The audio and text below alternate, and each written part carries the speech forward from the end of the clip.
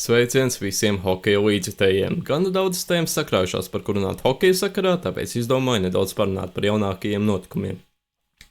Jāsaka, ka ir gan pozitīvas, gan arī, diemžēl, negatīvas ziņas sakarā arī IHF pēdējā laiku lēmumiem, kas, jāsaka, ir diezgan pat pretīgi.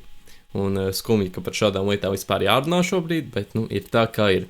Sākšos gan ar ceturtdaļfināla fāzi pasaules čempionātā, un šajā turnīra stadijā dalību pasaules čempionātā noslēdza arī mūsējiem ar zaudējumu Norvēģiem, bet par to spēli nedaudz vēlāk. Pirms pastāstīšu par to, kas notika pārējās ceturtdaļfināla spēlēs. Somija 4-1 pārspēja Čehus, un Čehi spēlēja ļoti nepārliecinoši, tāpat kā visā turnīrā šajā. Un, protams, var jau novēlēt to slikto turnīru uz izlases jaunību, bet, ja mēs tā paskatāmies, cik tad daudz tie jaunie spēlētāji spēlē un kādas viņiem ir lomas, tad tur viņus nevar vainot. Tas pats Melovskis un Šmelers, viņi bija 3. un 4. maiņas spēlētāji. Viņa rezultāti īsti neietekmēja. Labi, protams, vēl tur bija izņēmums Tomašs Galvašs, bet viņš spēlēja tiešām labi. Turnīru viņš sāka ar 9 minūtēm, bet pret Somiem viņam jau bija 20 minūtes, tā kā viņš jau tiešām lieliski pierādīja, jāpiemina, ka viņš vēl nav draftēts pat. Un gaidām jāvasarā gan, es domāju, ka viņi nodraftēs pēc lieliskā snieguma gan U20 precīzāk, gan arī pieaugušo izlases čempionātā. Bet, interesanti, jā, ka viņš vēl nav draftēts, bet ir paspējis uzspēlēt jau pieaugušo izlasē Čehijai. Tā kā tas ir tiešām interesanti. Bet, lielākā problēma Čehiem šajā turnīrā, manuprāt, bija tā, ka līderi nespēja demonstrēt lielisku sniegumu. Červenkam, Kubaļīkam, viņi bija rezultatīvākie spēlētāji, bet katram tikai pa 5 punktiem, tā kā prasītos vairāk no rezultatīvākiem izlases spēlētājiem. Ir īpaši Čehijas izlasē. Paskatāmies mūsējiem, tur Balcaram ir 10 punkti, Vilmanim vispār 11, jā. Kaut ko līdzīgi, protams, Čehu fani gaidītu arī no šiem diviem kungiem. Bet, ir tā kā ir, un turnīrs noslēgts ceturtdaļfināla fāzē. Kanāda tikmēr ar 4-0 pārspēja ASV, šeit tas rezultāts, manuprāt, neatspoguļo reālo spēles gaitu, jo spēle bija diezgan līdzīga, arī metiena attiecība bija tāda pati, 34-38 par labu kanādiešiem, un Krīvs šajā spēlē darbojās tiešām lieliski. Aujamers Dikina konkurence Kolumbusas Blue Jackets vārtos, un arī vairākas reizes paglāba kanādiešus no vārtu zaudējuma. Tikmēr Šveice ar 3-1 pārspēja Zviedriju. Havamam tā bija pēdējā spēle pie izlases stūres, un jāsaka, ka tā era nebija veiksmīga Havamam ar Zviedrijas izlasi. Pasaules čempionātā Rīgā viņi neizkļuva pat no grupas, un tagad arī bija ļoti tuvu tam, lai to atkārtotu. Pēdējā spēlē viņi bija jāuzvar Slovāki, to viņi arī izdarīja un knapi iekļuva ceturtdaļfinālā, kur gan, kā jūs minēju, savu dalību noslēdza. Bet, katrā ziņā ļoti neveiksmīgs gan čempionāts, gan arī era Havama vadībā. Nākamgad atgriezīsies arī Rihards Gronbergs, un šī treneru vadībā Zviedri savulaik spēlēja pat ļoti labi. Cik savulaik tas bija pirms pāris gadiem tiešām. Un iespējams atkal sekos kaut kas līdzīgs tam, kad bija regulāri panākumi Zviedriem pasaules čempionātos, arī vairākas zelta godaugas to starp. Un tagad varu ķerties klāt Latvijas spēlē ar Norvēģiju, tur Latvijai, kā jūs minēju, 0-2 zaudējums. Spēle tiešām līdzīga, otrajā periodā Kolbors guva vārtus un tiem, prāt, arī izšķīra spēli. Jo, tomēr, šī bija tāda spēle, kur tie vieni vārti var izšķirt visu, tāpat kā citas spēles, kurās spēlēja divas līdzīgas komandas. Un šajā spēlē tāds arī notika, jo spēle bija tiešām sīksta, Norvēģi spēlēja tādu hokeju, kurā mūsējiem gāja diezgan smagi pirmajā un otrajā periodā, bija grūti izveidot labas vārdu gošanas moments, bet pāris tādi bija un arī 3 vairākuma iespējas. Šajā spēlē mūsējiem bija, bet tās netika izmantotas. Trešajā periodā gan ļoti liels pārsvars mūsējiem, un Norvēģi spēlēja tikai uz rezultātu noturēšanu. Meta ripu kā tikai tālāk no savas laukuma zonas, bet, momenti mūsējiem veidojās pat gana daudzi, bet, beigās tos neizdevās izmantot. Diemžēl, tāpēc arī tāds tā ir rezultāts, un tomēr nedaudz sāpīgi, ka tika zaudēts Norvēģiem. It kā mūsu līmeņa izlase, bet, beigās tāds rezultāts. Žēl. Bet, protams, Norvēģi šajā turnīrā spēlē tiešām lieliski, visu cieņu viņiem. Pieveikuši gan Zviedrus, gan Čehus, punktu kanādiešiem atņēmuši, visu cieņu viņiem. Un pēdējos gados kopumā tās mazās izlases vairāk ir spējušas ieķerties spēlēs un arī pieveikt liels pretiniekus. Pagājušajā gadā Dāņi iekļuva pusfinālā. 23. gadā, protams, mūsu izcīnīja bronzas medaļas, un arī Vācija tika līdz pusfināliem un izcīnīja sudraba medaļas. Tā kā pēdējos gados tām nosacīti mazajām izlasēm izdodas pārspēt tos lielos pretiniekus un iekļūt arī pusfinālos. Bet ļoti aktuāls tagad ir kļuvis jautājums par Hariju Vītoņu. Būs interesanti pavērot to, vai viņš paliks izlases amatā, jo tās vietas pasaules čempionātā ar viņu ir bijušas pat ļoti labas. 10., 3., 9., 10. un 6. Protams, 3. ir augstākā vieta, kāda izcīnīta Latvijas izlasēji pasaules čempionāta vēsturē, un 6. ir otrā augstākā, tā kā abi šie panākumi tieši pie Harija Vītoņa. Un kopumā, ja mēs reiķinām vidēji izcīnītās vietas pasaules čempionātos, nu tad nevienam nav tāda statistika kā Vītoņam. Un pamatot pilnīgi noteikti, jo nevelti viņa vadībā ir izcīnītas šīs te vietas. Nu, tam ir kaut kāds iemesls apakšā. Un treneris spēlē ļoti lielu spēles sastāvdaļa. Un manuprāt, viņam ir jāpaliek. Bet jautājums, manuprāt, ir par to, vai pats Harijs Vītoņš to vēlas darīt. Vai viņš vēlas turpināt vadīt izlasi, jo līgums, es domāju, ka viņam tiks piedāvāts. Nu, es neticu, ka viņam pēc šāda turnīra un pēc šāda snieguma izlases pēdējos gados kopumā netiks piedāvāts līguma pagarinājums. Ir īpaši ar šo izlasi. Nu, protams, visu cieņu čaļiem, bet, pirms turnīra es šaubos, ka kāds prognozēja šādus te sasniegumus. Nu, protams, bija tāda sajūta, ka varētu izšķirt, bet drīzāk es liecos uz to, ka pat neiekļūsim ceturdaļfinālā. Un te 6. vieta. Un bijām ļoti tuvu tam, lai tiktu pusfinālā, faktiski 2 vārtu attālumā. Bet, ir tā kā ir. Bet tāpat es esmu pārliecināts, ka Harijam Vītoņam ir jāpaliek arī pēc šī zaudējuma. Jo jāskatās arī uz to, kas šajā turnīrā tika paveikts pirms šīs te spēles un jāvērtē kopumā. Un Harijam Vītoņam, manuprāt, ir jāpaliek. Un pat īsti nav citu variantu. Bet tagad ķeršos klāt pusfināla spēlēm, un pirmajā no tām cīnīsies Šveice un Norvēģija. Šveice, protams, diezgan ievērojami favorīti šajā spēlē, spēlēs viņi savās mājās, protams.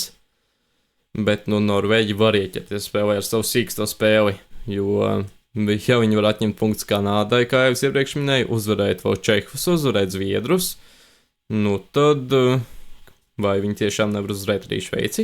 Manuprāt, var. Bet Šveicē tomēr ir jāuzvar šajā spēlē, manuprāt. Citu variantu viņiem nav mājās zaudēt Norvēģiem pusfinālā, to vietējie fani viņiem nepiedos. Jāpiemina, ka šajā spēlē Šveicē palīdzēt nevarēs Timo Meijers. Viņiem viena spēles diskvalifikācija par izpildīto sitienu celī pret Sundqvistu ceturdaļfināla mačā. Tā kā šovakar bez viņa. Un tas ir gan liels iztrūkums šajā čempionātā. Viņam 8 spēlēs 3+8. Un viņš ir viens no galvenajiem izlases līderiem. Dalītā 3. vieta viņam rezultatīvāko spēlētāju sarakstā Šveices izlasē. Bet, protams, ir vēl vairāki meistarīgi spēlētāji Šveicē, kurus pacelt uz augšu un aizpildīt šo te atstāto caurumu izlases sastāvā. Ja mēs salīdzinām abu izlašu vairākumus, tad pārsvars gan liels ir Šveicē, 37,5% pret 19,3% Norvēģiem. Protams, Norvēģi šajā spēlē acīm redzot nedrīkst noraidīties. Protams, mazākums viņiem ir labs 89,3%, bet, vai viņiem tikpat labi ies arī pret Šveici? Es atklāti sakot šaubos, ņemot vērā Šveices spēku vairākumā. Un arī mazākumā viņi spēlējuši gan labi, 94,4% Šveicei. Tā kā nevienādos sastāvos Šveice spēlē tiešām labi. Un Norvēģi tiešām jauni cīkst pretinieki, bet pret Šveici viņiem, es domāju, ka pārāk labi neies. Protams, spēlē es domāju, ka viņi ieķersies, bet uz pozitīvu iznākumu es necerētu kā Norvēģi fans. Lai gan es tāds, protams, neesmu, bet ja būtu, tad es neko no šīs spēles īsti negaidītu. Protams, es gaidītu, ka mēs ieķersimies spēlē, bet, uz uzvaru šajā spēlē es necerētu. Bet, protams, hokejs ir hokejs, ledus ir slidens un ripi ir apaļi, tāpēc notikt var pilnīgi da jebkas. Bet es domāju, ka Šveice iekļūs pasaules čempionāta finālā un iespējams beidzot izcīnīt zeltu pēc sudrabiem iepriekšējos gados. Otrā pusfinālā tikmēr tiksies Kanāda un Somija.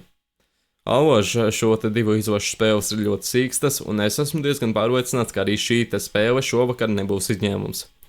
Abām izlasēm ļoti labi sastāvi atvest, tīpaši kanādiešiem, tur Crosby, Celebrīni un tie tikai ir 2 spēlētāji no visa lieliskā kanādiešu sastāva.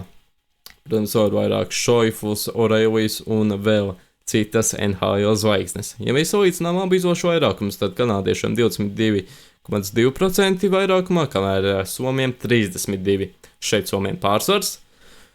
Tikmēr mazākumā kanādiešiem neliels pārsvars 90-85%. Tā kā Kanāda, protams, ir spēlējis nedaudz labāk mazākumā, bet sliktāk vairākumā. Un būs interesanti pavērot, kā abas izlases spēlēs vienādos sastāvos šajā spēlē. Kanāda šajā spēlē spēlēs bez Bušāra, kurš guva savainojumu spēlē pret ASV ceturtdaļfinālā. Tas bija tāds tiešām spēcīgs spēka paņēmiens no Ryaina Lindgrena. Un tur uzreiz varēja saprast, ka Bušārs šajā spēlē neparādīsies, un arī turnīrs viņam ir galā. Finālā es prognozēju tātad Kanādas un Šveices dueli, un es domāju, ka zeltu šajā turnīrā izcīnīs Kanāda ar visu savu spilgto sastāvu, ar Crosby priekšgalā. Es no viņiem šajā turnīrā gaidīju zeltu jau pirms turnīra, ieraugot šo divu vīru dalību turnīrā un arī pārējās zvaigznes, kas spēlēs čempionātā. Un vēl joprojām palieku pie savas prognozes. Bet tagad laiks ķerties klāt nedaudz tādām dīvainām ziņām, kas nākušas no IHF. Baltkrievi atgriezīsies vīriešu U18 izlases pasaules čempionātā un arī sieviešu gan jaunatnes, gan pieaugušo turnīros. Tas ir pilnīgs absurds, manuprāt, ka par šo vispār mūsu šajā laikā tiek runāts, kad dienā Krievija nogalina nevainīgs Ukraiņu iedzīvotājs un Baltkrievija, protams, palīdz okupantiem. Šajā laikā es neko tādu tiešām negaidīju, ka varētu tikt paziņots par kaut ko tādu. Un vēl vakar Krievu drons, protams, ielidoja Rumānijā un arī izraisīja ugunsgrēku daudz dzīvokļu mājā, un tieši tajā pašā dienā faktiski tiek paziņots par Baltkrievu atgriešanos apritē. Tas ir vienkārši kosmos, manuprāt. Lietuvas U18 izlase ir boikotos. Bet Lietuvas pieaugušo sieviešu izlase boikotēs šo turnīru 3. divīzijā. Un tas, manuprāt, arī ir diezgan saprotami. Tikmēr Latvija U18 pasaules čempionātā spēlēs, bet ar Baltkrieviem nespēlēs. Un Latvija, protams, nav vienā grupā ar Baltkrieviju, bet var sanākt tikties kādā citā fāzē, piemēram, ceturtdaļfinālā vai pusfinālā vai finālā. Bet katrā ziņā es nesaprotu, kā var pieņemt šādu lēmumu, balstoties uz ko var vispār par ko tādu sākt domāt, ka Baltkrievi vai Krievi ir jāatgriež apritē, un arī Krieviem diskvalifikācija uz nākamo sezonu ir atcelt, un IHF ir paziņojuši, ka vērtēs Krievu dalību čempionātos no turnīru uz turnīru. Es to tiešām nesaprotu. Tas ir vienkārši absurds, ka par kaut ko šādu tiek runāts, tiek diskutēts, jo tam nebūtu vispār jābūt apsveramam jautājumam. Nē, un viss. Nekāda Krieva pasaules čempionātā nedrīkst atgriezties. Un arī Baltkrievi nē. Tāpēc es tiešām nesaprotu šos te lēmumus, tie ir vienkārši absurdi, es teiktu. Un, protams, futbolā Baltkrievis vispār no aprits neizņēma, bet, tas arī ir diezgan dīvaini, bet šobrīd viņi tiek atgriezti hokeja apritē, es šo tiešām nesaprotu. Un runājot par Baltkrievu izlasu vēl, tad U18 čempionātā viņi uzreiz spēlēs elitē.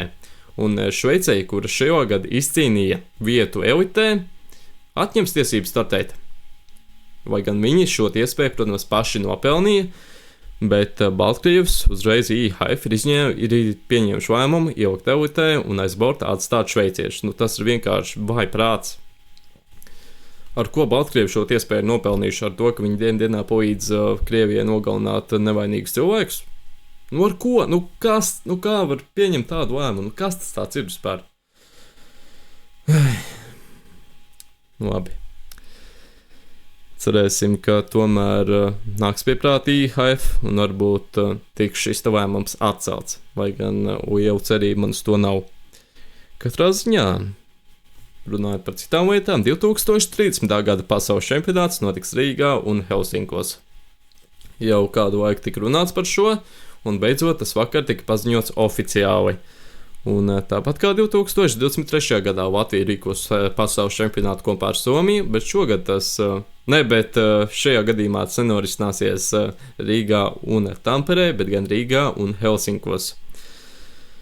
Rīgā notiks precīzāk sakot, Rīgā norisināsies vienas apakšgrupas spēles un 2 ceturdaļfināli, bet viss pārējais Helsinkos. Gluži kā tas notika 2023. gadā. Un sakarā ar to tika uzdots arī jautājums par to, vai mums vispār vajag šo 2030. gada pasaules čempionātu, sakarā ar to, ka tas ir olimpiskais gads. Un es teiktu, ka vajag. Protams, tur būs pāris spēlētāji, kas atteiks, vairāk spēlētāji, precīzāk sakot, bet šis arī ir olimpiskais gads, un mēs skatāmies, kādi spēlētāji ir atbraukuši. Seobrīnī, Crosby, Šoifus, kanādiešiem. Šveicē ir arī vairāki spilgti spēlētāji, protams, viņi mainieki. Tas pašsaprotami, ka tur ir atbraukuši apmēram visi labākie. Un arī vairāk citi spilgti spēlētāji, tā kā es domāju, ka šo pasaules čempionātu pilnīgi noteikti vajag, jo tāpat atbrauks vairāk zvaigznes gluži kā šogad, un tie sastāvi būs vēl joprojām labi. Un arī šajā čempionātā, ko mēs redzam, labi, tur ir pāris izlases, kam ir vairāk tie atteikumi, tāpat Čehijas izlases, Zviedrijas izlases, kam tās zvaigznes mazāk ir atbraukušas, bet tāpat šīm izlasēm tie sastāvi vienmēr ir labi, jo tas hokeja resurss viņiem ir tiešām milzīgs. Un nākamais jautājums ir, kurš būtu ideālais fināls skatītājiem, atgriežoties pie pasaules čempionāta tēmas? Es teiktu, ka tas arī ir Šveices un Zviedrijas, Šveices un Kanādas duels, protams, jo abas izlases spēlē tiešām atraktīvu, skatām hokeju. Un šo izlašu duelis pilnīgi noteikti būs ļoti skatāms, ja tas notiks. Bet, protams, arī jebkur cita izlašu duelis būs interesants un būs pilnīgi noteikti interesanti pavērot to, kuru komanda izcīnīs zeltu šajā pasaules čempionātā. Nākamais jautājums. Vai šis ir spēcīgākais vai vājākais pasaules čempionāts pēdējos gados? Es teiktu, ka tas nav nespēcīgākais īsti, ne arī vājākais, Protams, ir vairāki atteikumi atsevišķās izlasēs, kā jūs minējāt, bet tas turnīra līmenis kopumā ir ļoti labs, kā jau vienmēr. Un bija arī, protams, vairāk citi jautājumi, bet uz tiem es atbildēju jau šī podkāsta laikā. Bet tas no manis arī laikam viss. Turpinām mīlēt hokeju un uz tikšanos jau nākamajās reizēs. Atā!